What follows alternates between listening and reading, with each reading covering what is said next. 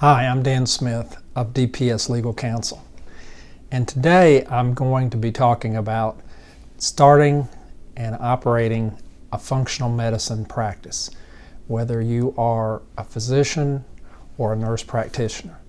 And what I'm going to focus on today with respect to a functional medicine practice is how do you get paid, and we're going to focus even further on whether you should participate with commercial insurance or not, whether you accept insurance or not for your functional medicine practice.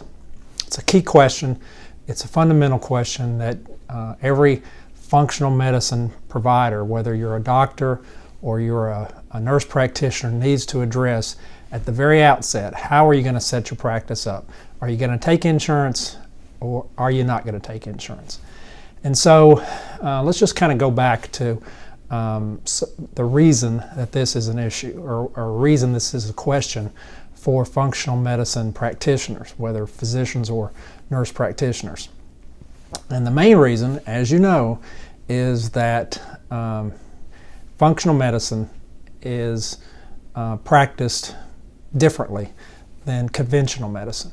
In conventional medicine, the incentive or the model really only works if the provider is having a large number of patient encounters every day. Basically, you have to see a lot of patients and be able to bill for a lot of different patient encounters in order to make a practice viable. Statistics that I have seen indicates that typically a conventional medicine primary care provider would see on average about 20 patients per day in a primary care practice using a conventional model where they're billing insurance. In the functional medicine model, the patient visits, the consultations, particularly at the front end of establishing the patient relationship, are long, an hour, hour and a half, 2 hours. And the problem for that, if you're in a conventional medicine practice taking commercial health insurance, is that even if you use a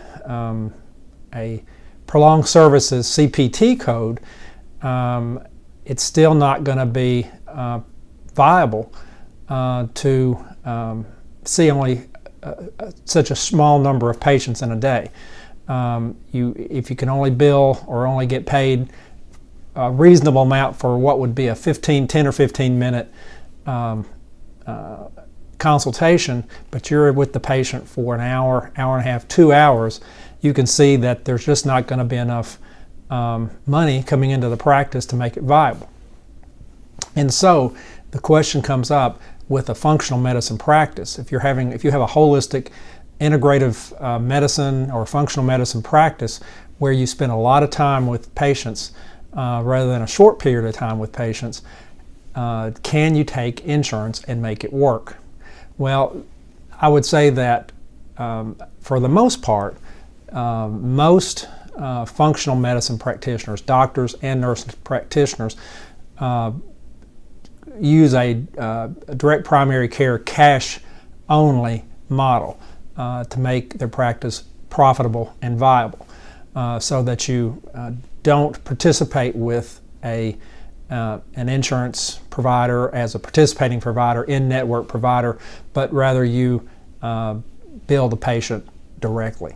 But I want to kind of walk through the various alternatives that you could have in setting up your practice and in running your practice. If you practice an alternative or a functional medicine practice, and you're going to be spending more time with patients and seeing fewer patients, how you can make that work. Now, the first first option is to use the conventional payment method and be a in-network participating provider with commercial health insurance companies.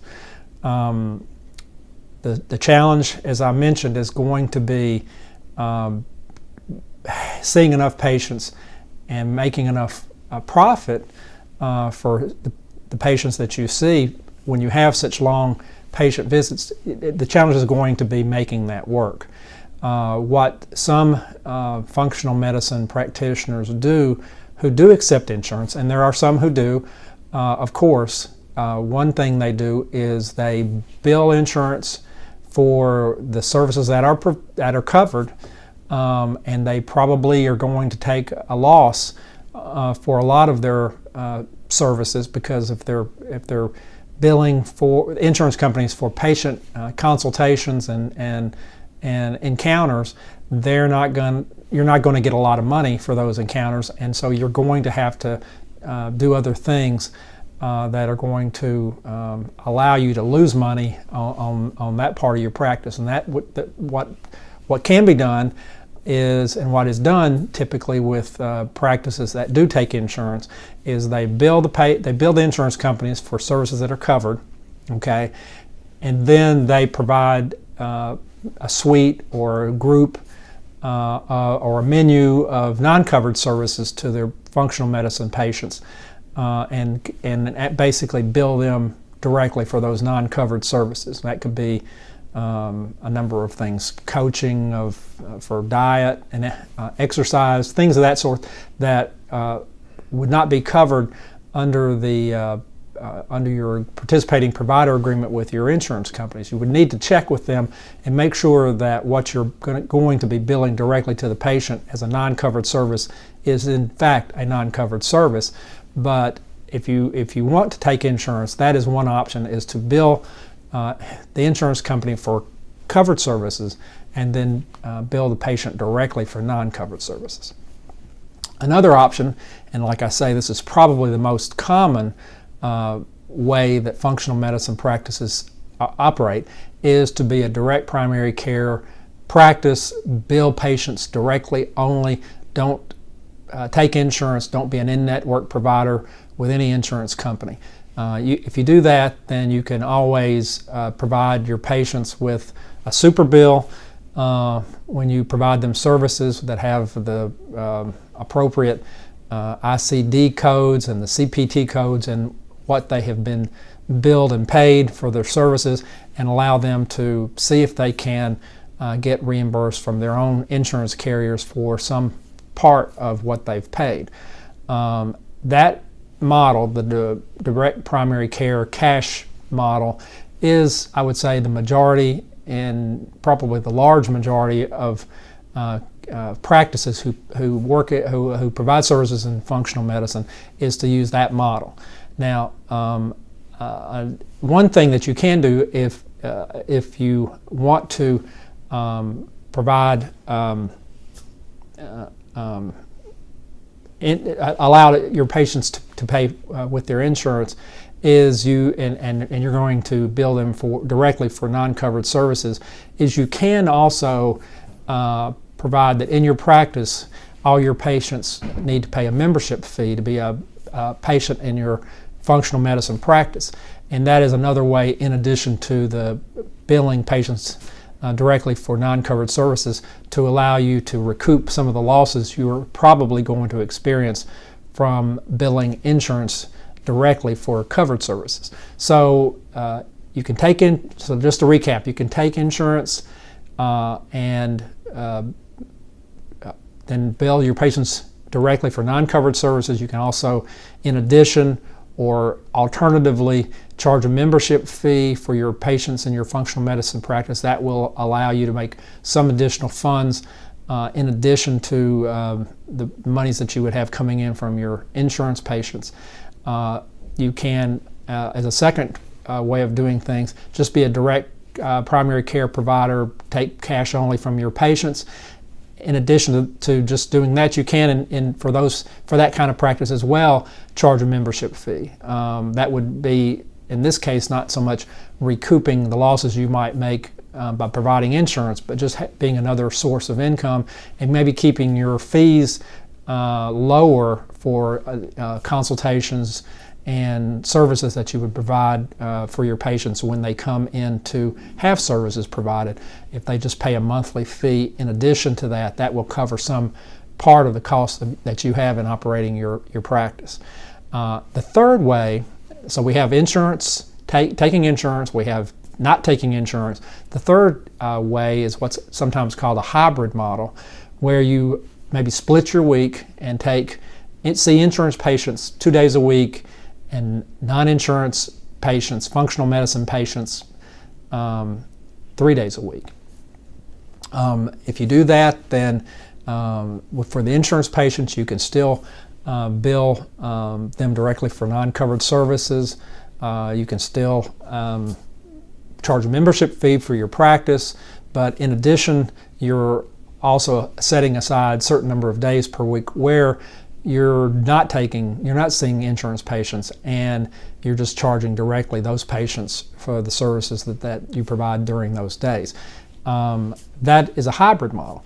So to recap, you've got some choices when you're dealing with setting up your practice, your functional medicine practice, on what you do with insurance. You can take insurance, and if you do that, you're going to have to probably seek other ways of having money coming into your practice in order to make it viable, through either billing your patients directly for non-covered services or charging a membership fee for being a patient in your practice. Number two, you can just not take insurance, be an out-of-network provider for all your patients. If you do that, then you can give them a super bill and have them try to bill their insurance companies directly. You can charge or not charge a membership fee in addition to getting paid for your services from your patients. And the third is a hybrid of the two. Some days you take insurance patients, some days you see non-insurance patients. And again, you can have either a membership fee or a non-membership, or not have a membership fee in that case. Is there a best way to do your practice? Maybe, maybe not. I think it kind of depends on what your desires are for how you want your practice to look.